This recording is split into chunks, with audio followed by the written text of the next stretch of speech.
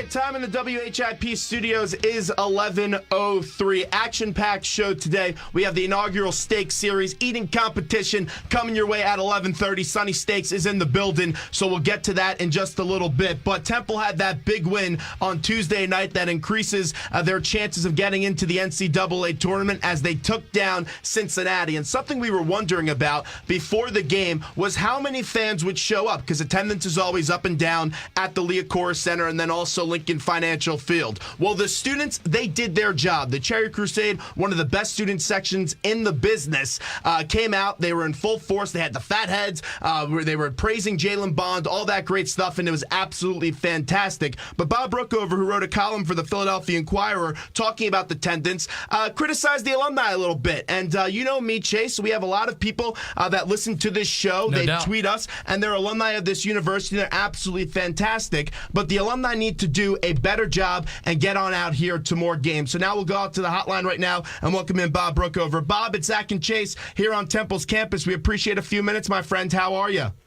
Good. How are you guys doing? Well, we're doing great on this cold Friday in Philadelphia, but we're all excited to talk to you. So we read your article. We thought it was absolutely fantastic. Just tell our audience a little bit more about your impressions of the student section that is called the Cherry Crusade, which Temple says is one of the best six men in the country. Well, I think it's a terrific student section. I had kids that went to Michigan State and Notre Dame, and Michigan State's known for his own, and I thought that, it was right there with the his own in terms of routing and being into the game, and it was a terrific game to be at. You had the Jalen Bond dunk late. Will Cummings was played incredible that night, and they both commented on how well the student section has supported them all season.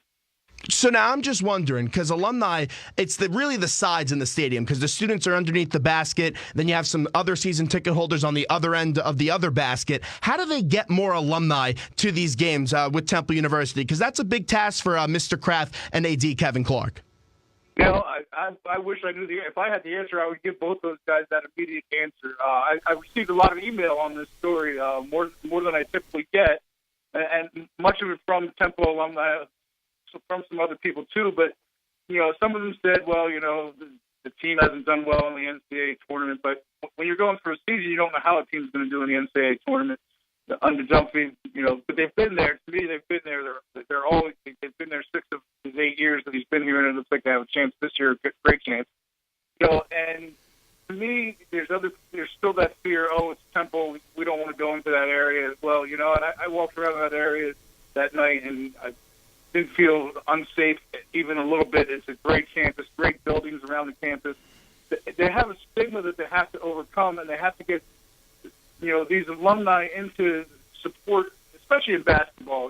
This is a team that has great tradition, and I think that people should get out there and fill up that Liacouras Center.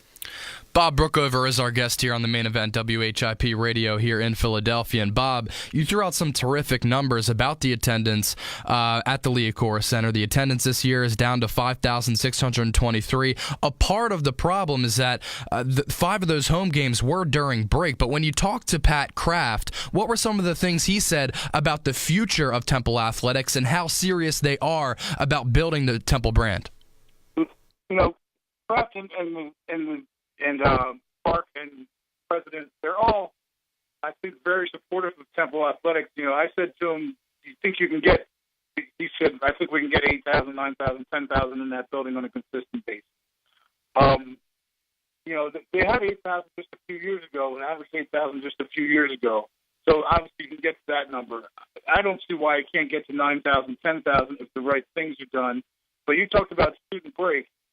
Every school has student breaks, and this goes back to the alumni. When the kids are on break, you need the alumni to get in there. You need your students in there too. That student section still needs to be filled because enough students live in the area that you can still go to the games.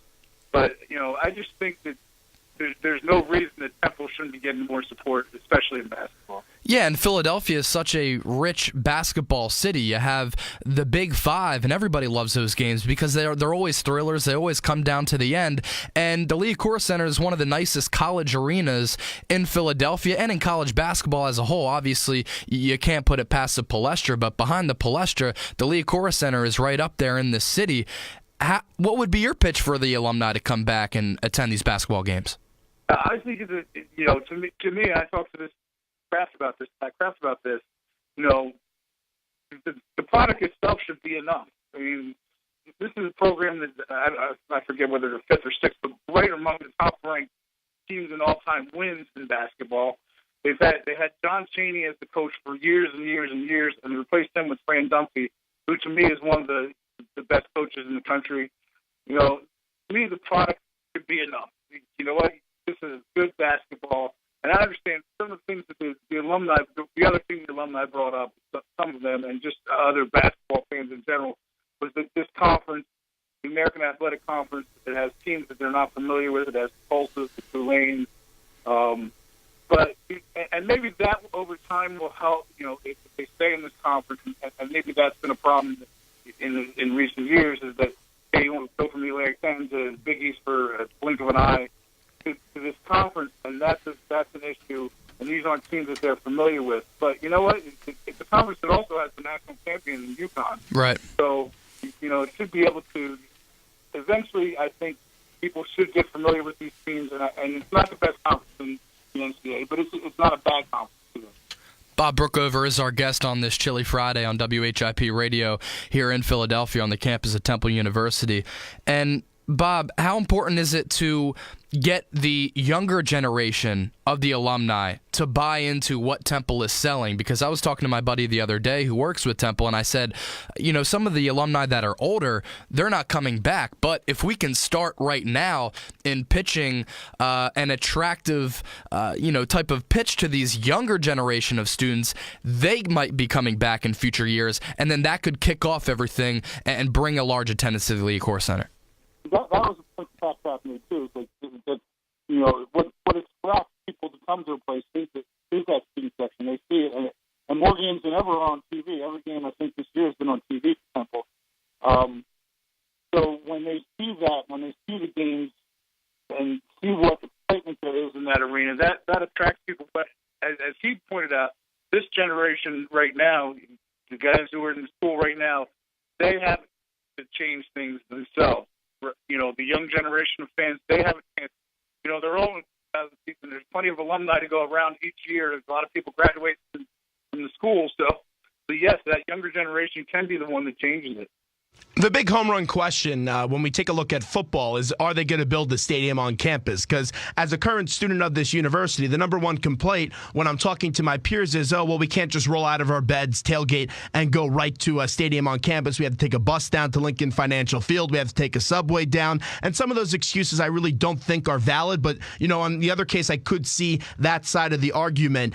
With the alumni not really showing up at basketball games and the students not really showing up consistently and going into Lincoln Financial Field, do you think a Temple football stadium would work on campus? Because I know, talking to Kevin Clark before, talking to Matt Rule, that this is something that they eventually want to happen, big picture, a stadium on campus for football. That really is the $64 million question for Temple. I mean, and it's probably a lot more than that. Whatever however many $1 million it is, that's the question that they need to answer and figure out, because it's something that really cannot fail. If it happens, it needs to be a success. And to be honest, I don't know if it can work. I don't know. I've followed Temple football. I'm 51 years old, and I've followed it my entire life. They've never had that stadium on campus. They've had some good teams. They've had some bad teams. They've moved conferences. I don't know. I really don't know the answer to that question. And if they do it, I hope it does work for the university's sake. I think the best thing Temple could really say to alumni is, hey, we understand this is a pro sports town, but even with the pro sports town, the price of tickets, I know not for the Sixers right now because the Sixers stink with all this tanking thing, but Eagles tickets are expensive, Flyers tickets are expensive, Phillies tickets are expensive. Why not bring your kid to a fun college atmosphere? He gets to go out there, maybe meet Hooter, meet some of the players after the game, and the tickets aren't that expensive. To me, that's the number one argument that I could see these administration really hitting it off with the alumni, is that we could give your kid a fun day to come on out to a stadium, and it won't cost you that much as it would if you had to go to the Wells Fargo Center, pay $30, $40 for parking, have to go buy a hot dog or two that's ridiculously priced, and you could come to our campus and it could pay off for you better, right? I agree with that. And the other thing, the thing that makes the link such a hard sell for Temple is you're never going to get 65,000 people. Never. In there.